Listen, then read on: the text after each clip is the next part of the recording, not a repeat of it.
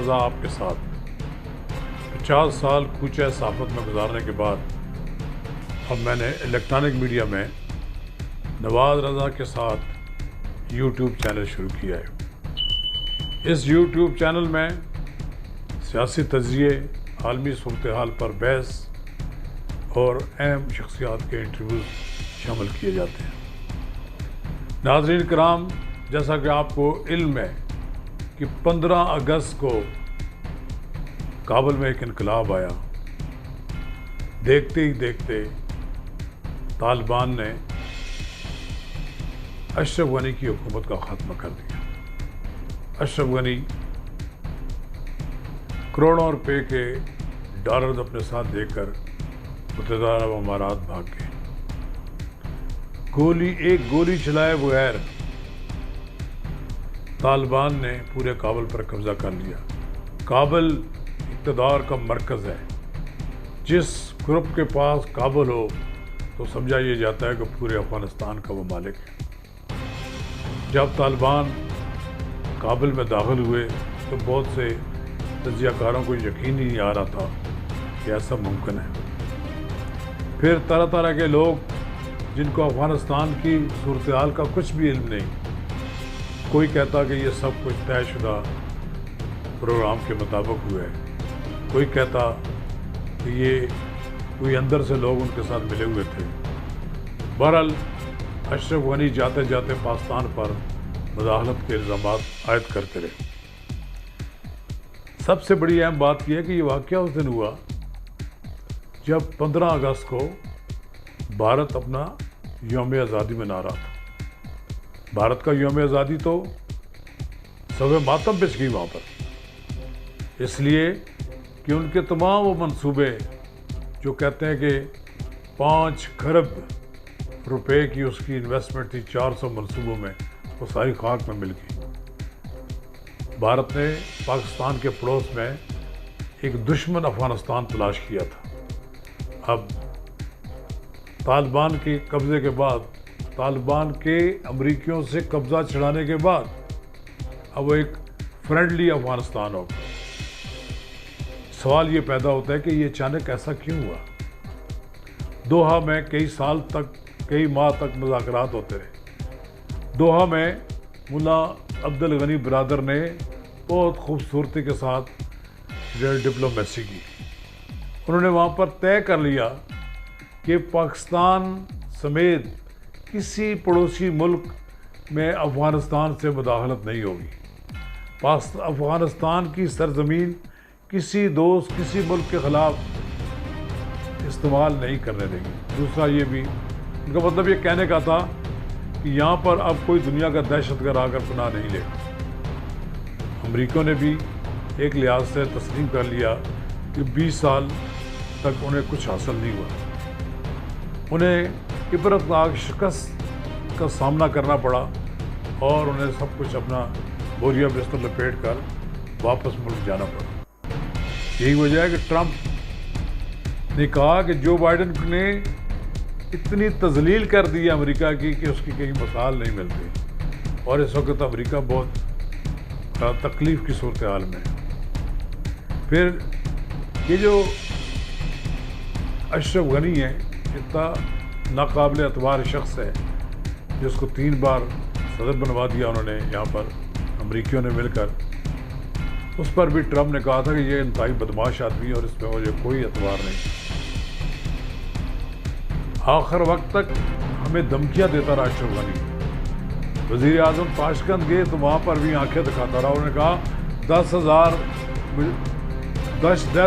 دہشت گرد آپ نے افغانستان میں داخل کر لیا۔ ایسا نہیں، افغانستان کے کوچے کوچے، گلی گلی، ہر جگہ مجاہدین موجود تھے۔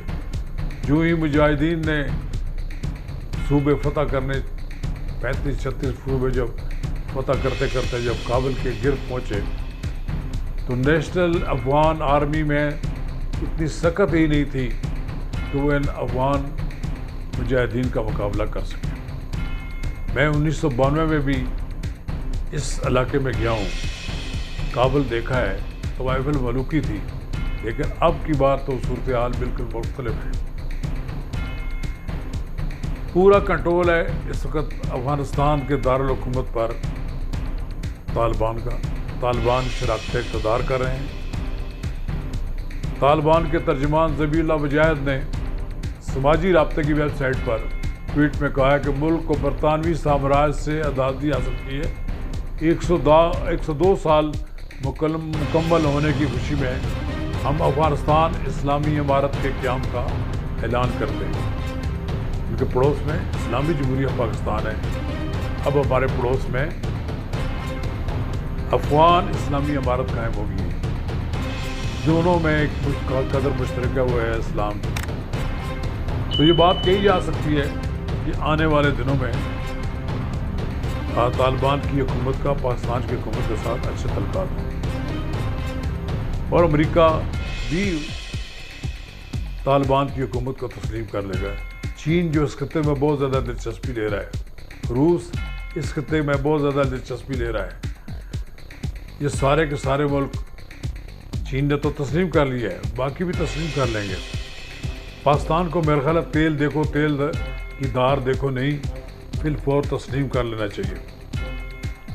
اور پاکستان کو افغانستان کے لیے اپنے سرحدی وہ مقامات یہاں سے ہمارا مال جاتا ہے راستے کھول دینے چاہیے.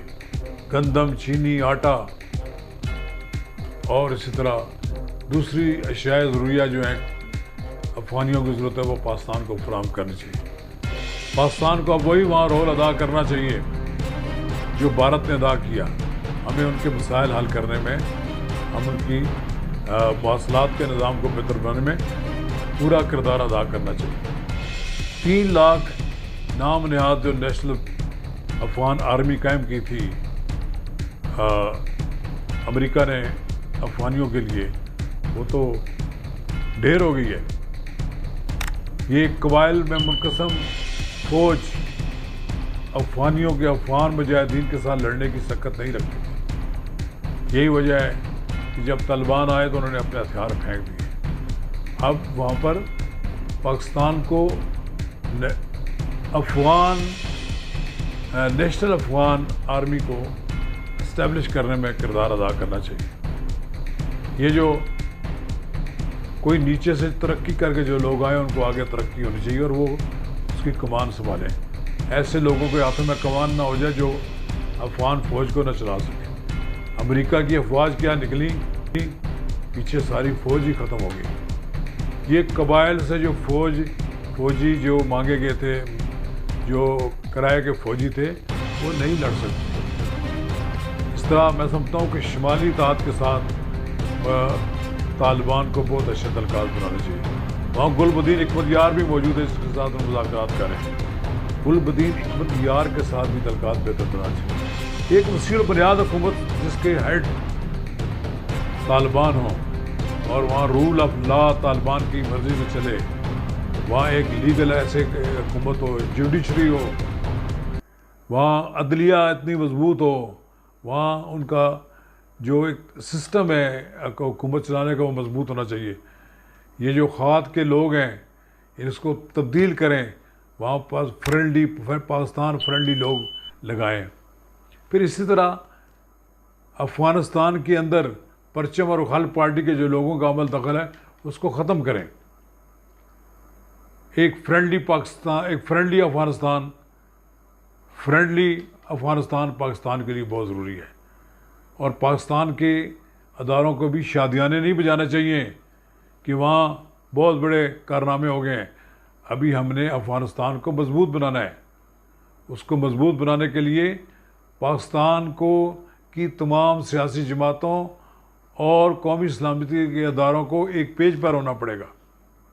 ہمیں مل کر، اب چونکہ ہم نے وہاں سے بھارت کو نکلوا دیا ہے اور وہاں سے اس کے رے سے اثرات بھی ختم کرنے ہیں، تو ہمیں اس موجودہ حکومت کے استحکام کے لیے کام کرنا چاہیے.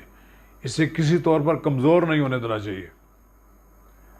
اور بالآخر دنیا پر طالبان کو یہ ثابت کرنا ہوگا کہ وہ ایک کھلے دل کے لبرل اور لبرل قسم کے مسلمان ہیں، تنگ نظر نہیں ہیں، خواتین کے لیے حقوق کا وہ احترام کرتے ہیں، وہ آج سے 20-25 سال پہلے والے افغان نہیں ہیں. آپ بالکل مختلف ہیں. جو جدید ٹیکنالوجی کو یوز کرتے ہیں، سوشل میڈیا کو دیکھتے ہیں، وہ اپنے خلاف ریئیکشن کو بھی سمجھتے ہیں. اس لیے مجھے توقع ہے کہ افغانستان، اسلامی افغانستان، وہاں پر اسلام کا پرچم تو بول بالا ہوگا، لیکن بے حیائی نہیں ہوگی، خواتین کی عزت ہوگی، اور ایک اچھا ماحول ہوگا. مخالفین کو بھی برداشت کیا جائے گا اور مخالفین کی تنقید کو بھی. بالآخر یہ امارت جو اسلامی امارت افغانستان ہے، یہ جمہوریہ بنے گی. یہاں ایک قومی اسمبلی قائم ہوگی اور اس قومی اسمبلی کے ذریعے وہاں انتخابات کا ایک ڈور ڈالا جائے گا. مجھے امید ہے کہ طالبان کامیاب ہوں گے. ہماری طالبان کو مبارکباد ہے.